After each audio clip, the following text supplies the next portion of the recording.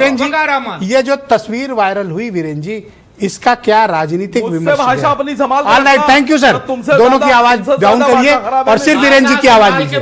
सिर्फ वीरेंद्र जी बोलेंगे। वीरेंद्र जी बोलिए। वकार साहब शांत हो जाएं, वीरेंद्र जी बोलेंगे। वकार साहब शांत हो जाएं। देश में अगर सियासी लोग किसी धार्मिक आयोजन में जाते हैं तो उनकी अपनी व्यक्तिगत आस्था के साथ साथ राजनीतिक उसके पीछे वोट बैंक भी कारण होता है और ये हमेशा से होता रहा है, इसमें कोई बड़ी बात नहीं है। अखिलेश यादव अपने सांसद के घर गए थे जहां के वो इमाम है, जहां वो मस्जिद बनी हुई है, तो ये स्वाभाविक है। उनके बहुत सारे और सांसद उनके साथ थे। ये जरूर है कि कांग्रेस को भी पूरी आज़ादी है और बीजेपी को भी आज़ादी है, वो अपने अपने नेताओं सांसदों के घर आए जाए जी। बहुत सारे धर्मगुरु भी सांसद बने हैं, बहुत सारे और धर्मों के लोग आते रहे संसद में। देखिए, लेकिन जब ईद होती है या बकरीद आती है तो लखनऊ में हमने देखा है कि ये जो ईदगाह है यहाँ पर भी अखिलेश यादव जाते हैं और यहाँ पर डिप्टी सीएम ब्रजेश पाठक भी जाते हैं और दिनेश शर्मा भी जाते हैं। तो बस खाली अंतर यह है कि दिल्ली की मस्जिद और लखनऊ की मस्जिद में हो सकता है कुछ फर्क हो, लेकिन मुख्यमंत्री को कभी नहीं देखा गया ना इन सब जगहों पे। जी, मुख्यमंत्री को कभी नहीं देखा गया। मुख्यमंत्री नहीं जाते।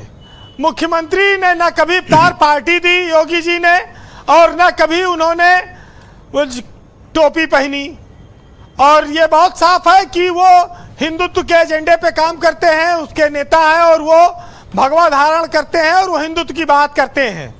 उन्होंने वोट की खातिर कोई पसमानदा सम्मेलन में कभी शिरकत भी नहीं की। तो ये योगी का अपना एक अलग चरित्र है। लेकिन देश में मुसलमानों का वोट लेने वाली भी बहुत पार्टियां हैं, हिंदुओं का वोट लेने वाले भी बहुत दावेदार हैं। बस फर्क इतना है कि दिल्ली की मस्जिद में जाओगे तो हंगामा मचेगा, लखनऊ में जाओगे तो चाय पानी मिलेगा और सेवई तो मिलती ही है ईद बकरीद पे, हो सकता है लोग खाते भी हों। ये देखिए, सिर्फ हल्ला इसलिए मचा है जी कि भाजपा ने कहा भाई हिंदुओं देख लो, ये अखिलेश यादव मस्जिद में बैठे हैं, मुसलमानों को एकजुट करने का संदेश दे रहे हैं, तुम भी एकजुट हो जाओ, हिंदू हिंदू एक हो जाओ। हाँ, हिंदुओं तुम एक हो जाओ, क्योंकि अखिलेश यादव मुसलमानों को वोट लेने में लगे हैं। ये बीजेपी ने आज इस बात को काफी ज्यादा उछाला, इस मामले को। और ठीक है, जिसको जहां वोट मिलता है वहां तो जाएगा ही, लेकिन न मंदिर में जाने पर रोक है, न मस्जिद में जाने पर रोक है, न अजमेर में चादर चढ़ाने पर हिंदू को रोक है, न मुसलमान को रोक है, न वैष्णो देवी में मुसलमान को जाने पर रोक है, न हिंदू को जाने पर रोक है। ये सब राजनीतिक लोग करें और भगवान ईश्वर अल्लाह सबके लिए सब एक है, पद्धति अलग अलग है ब्रजेश जी, बस इतनी बात है।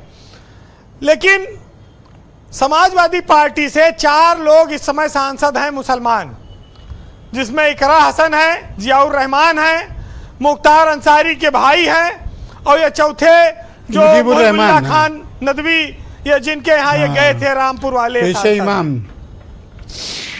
ये जरूर है कि आजम खां के बाद समाजवादी पार्टी के पास कोई ऐसा बड़ा नेता नहीं है जो मुसलमानों की बहुत बड़ी संख्या में रहनुमाई करता हो, जिसको लाखों करोड़ों लोग सुनते हो। अब वो सब जिम्मेदारी अखिलेश यादव अकेले उठा रहे हैं।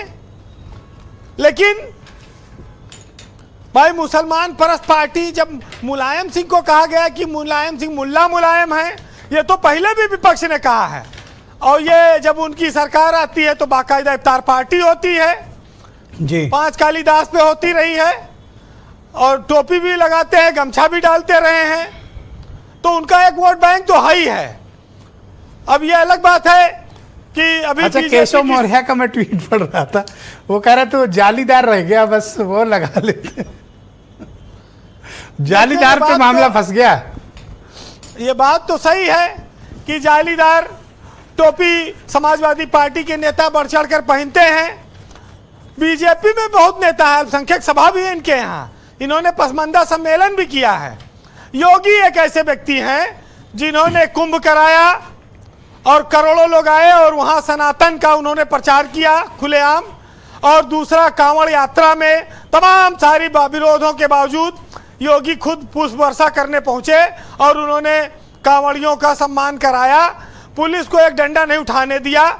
हाँ, कुछ कांवड़ियों ने उपद्रव भी किया, लोगों को मारा पीटा, ये भी उनके बहुत बड़ी संख्या में जब चीजें चलती हैं तो ये सब चीजें आती भी हैं जी। लेकिन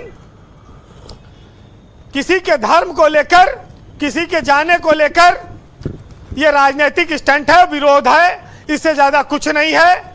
और अखिलेश यादव उत्तर प्रदेश में बहुत बड़ी संख्या में मुसलमानों के वोट के हकदार हमेशा से रहे हैं, लेते हैं, लोकसभा में भी लिया, विधानसभा आने वाली है उसकी भी तैयारी है तो लेंगे।